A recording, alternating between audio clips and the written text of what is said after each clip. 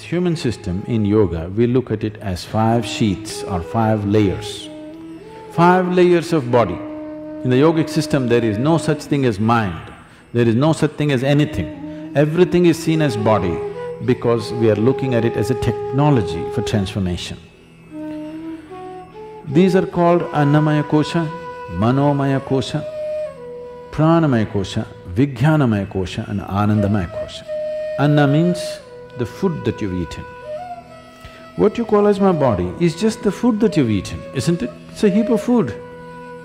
Small or big is your choice, but it's a heap of food whichever way, isn't it? As there is a physical body which you gathered from outside, there is a mental body. When we say mind, it is not here or there. Every cell in the body has its own intelligence. Every cell in the body has its own memory, isn't it? So there is a body of mind. So this is known as the mental body or Manomaya Kosha. So that is hardware, this is software. This hardware and software cannot do much unless you plug it into quality power. So the third layer of the body is called Pranamaya Kosha or the energy body. These three are physical in nature. The next layer of the body is a transitory body, which is known as the Vijnanamaya Kosha. It is a transitory body. From physical to non-physical, it's transiting. It does not ascribe to any of the physical qualities, but at the same time it has not become completely non-physical either. The fifth one is called as Anandamaya Kosha. In English language, it translates into as bliss body. Bliss body does not mean there is a bubble of bliss inside you. We are calling it bliss body because in our experience, whenever we touch it, we become blissful. So we are calling it bliss body. That's not its nature, that is what it causes for us. It is a non-physical dimension which is the source of everything that is physical. If you align the physical body, the mental body and the energy body in proper alignment and balance, there will be no physical or psychological ailments within you. It is just a disaligned state which causes all kinds of problems. When body comes to a certain ease, there is no dis-ease. So if you align these things, only then you have a passage, you have a possibility of touching the Anandamaya Kosha, where blissfulness becomes a natural process. It is not that you're blissful about something, you're just blissful because that is the nature of life.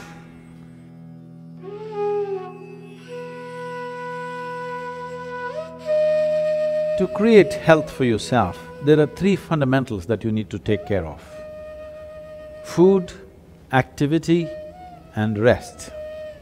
When it comes to food, one of the most important things that you must be conscious of is, on a certain day when you eat a certain type of food, whatever you eat, you must consciously notice how quickly does it digest and become a part of yourself.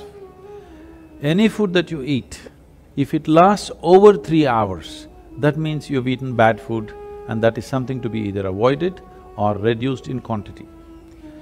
If food moves out of your stomach bag within 3 hours, this means you're eating something that your system can handle efficiently. It may not be the best food, but your system is able to handle it. And between one meal and the next meal, if you create a clear gap of 5 to 6 hours, and in between if there is no other ingestion, you will see the cleansing process in the system on the cellular level, cleansing will happen. This cleansing on the cellular level is most important and significant for a healthful life. So between meals there must be at least 5 to 6 hours of space. If you're over 30 years of age, 2 meals a day, 2 good meals a day will suffice. One in the morning and one in the evening. After the evening meal, before you go to bed, there must be a minimum of 3 hours, and if there is a certain amount of physical activity, not necessarily very heavy or strenuous activity, just simple walking or maybe a dance or something like this, create something for yourself where about at least 20 to 30 minutes there is some physical activity after the evening meal. If you do this, largely your system will be healthy. If one goes to bed with food still inside the stomach bag, a certain level of inertia is generated in the system. This inertia, physiologically, it's like accelerating towards death.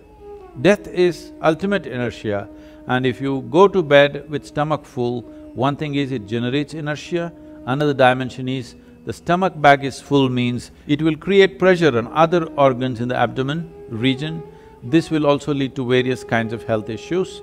It's very important when you go to bed, again, food has moved out of the stomach bag, that the bag is not heavy to put pressure on. As you sleep in different postures, it should not be putting pressure on the rest of the organs. When it comes to activity, in this brief time, I don't want to give you an exercise regimen. The simple thing that we need to understand is, our body is capable of bending forward, bending backward and twisting sideways on either side.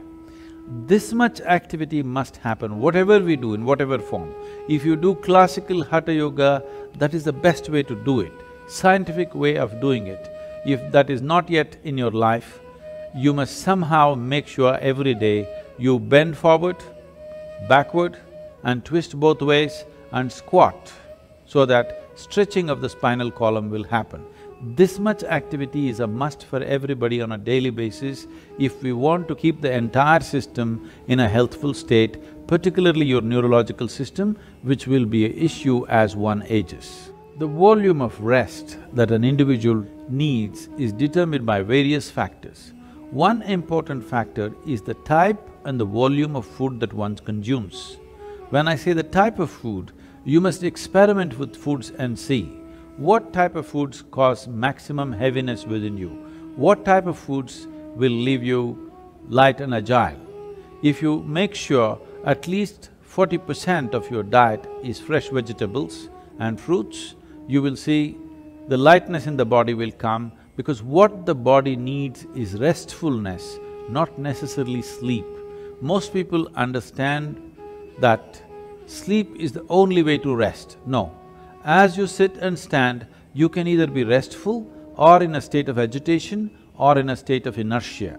If you are in a lively state of restfulness, moment to moment in your life, the volume of sleep you actually require will come down. The lubricating fluids in your joints tend to settle down and are not in circulation.